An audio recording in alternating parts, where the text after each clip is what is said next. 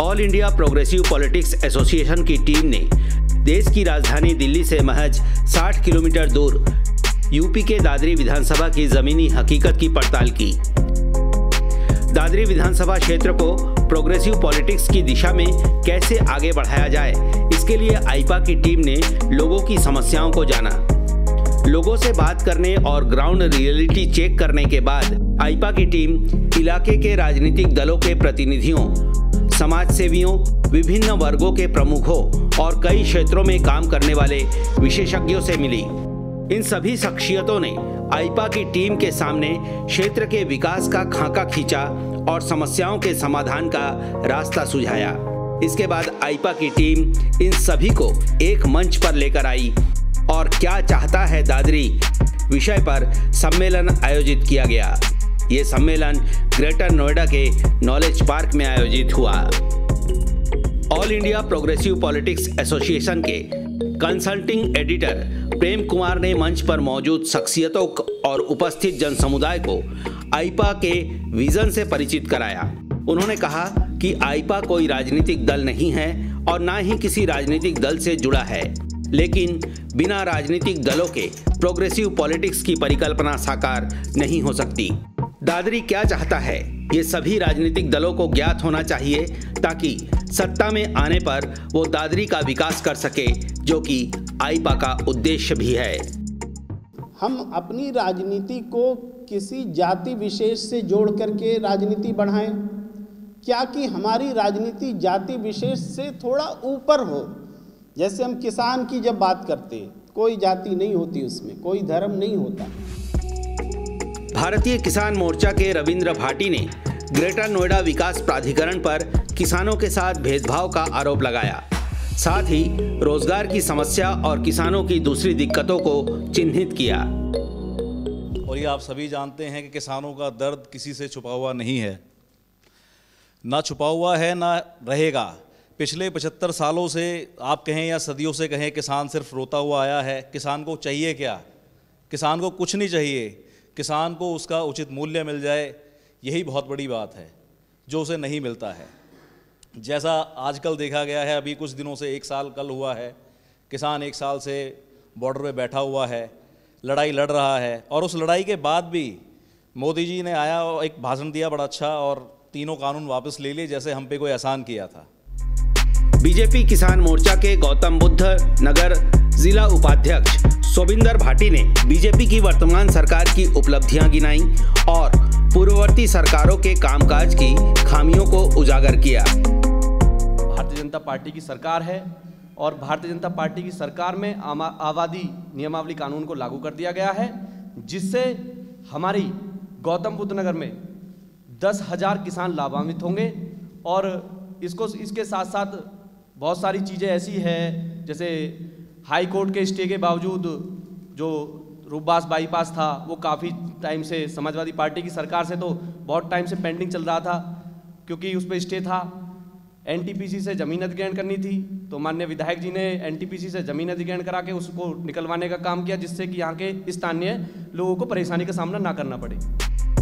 कांग्रेस नेता जितेंद्र चौधरी दादरी में शिक्षा के गिरते स्तर पर चिंता व्यक्त किया। उन्होंने कहा कि दादरी के आसपास शिक्षा का हब तो बन गया, लेकिन इसका फायदा स्थानीय किसानों के बच्चों को नहीं मिला। लगभग 32 साल के लगभग हम कांग्रेस उत्तर प्रदेश सत्ता में नहीं है। कोई एक ऐसा स्कूल बताएं जब से तीनों पार्टियां राज कर रही हैं, उसमें बसपा, बीजेपी और सपा सभी पार्टियां शामिल हैं। आज तक कोई इन्होंने सरकारी स्कूल बनाया हो, आज तक इन्होंने कोई विश्वविद्यालय बनाया हो सरकारी। किसानों की जमीन छीन के औद्योगिक एजुकेशन हब बनाने का काम करा है, जिसमें गरीब तबके का बच्चा वह नहीं कर सकता और ना ही जा सकता। हम भी सरकारी स्कूल से पढ़े लिखे हैं, किसान परिवार से हैं, हमको पता है गरीब लोगों की समस्या क्या होती है, शिक्षा माँ बाप कैसे पढ़ाता है अपने बच्चों को।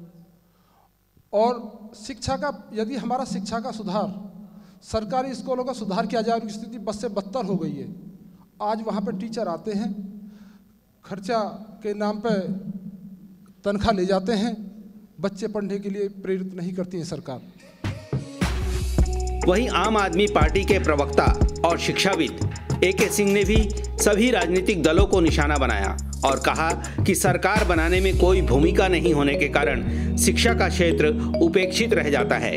उन्होंने कृषि आयोग बनाने की भी वकालत की। मैं ये समझता हूँ कि जो हमारी राजनीतिक पार्टियाँ हैं, चाहे वो कांग्रेस हो, भाजपा हो, सपा बसपा हो या मेरी खुद की पार्टी है आम आदमी पार्टी है, इन पार्टियों के द्वारा अब तक जो 75 सालों में जो किया गया है उसे बताने की ज़रूरत नहीं है। हमारे भाइयों ने बता चुके हैं क्या क्या हुआ है, आरोप प्रत्यारोप ही हुए हैं। भारतीय किसान मोर्चा के अध्यक्ष राजेंद्र यादव ने दादरी की जनता से अपने हित का ध्यान रखने की अपील की और आईपा के कदम का स्वागत किया।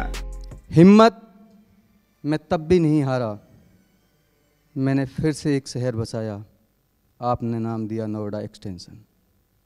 दुर्भाग्य मेरा है कि मेरे अंदर एक तहसील समाई है जिसमें देश के खूबसूरत शहर मैंने आपको दिए हैं, लेकिन मेरी दुर्दशा के बारे में मैं सोचता हूँ कि किसी भी राजनीतिक दल ने आज तक ये नहीं सोचा कि इस दादरी की खूबसूरती में 4 चांद लगाए जाएं।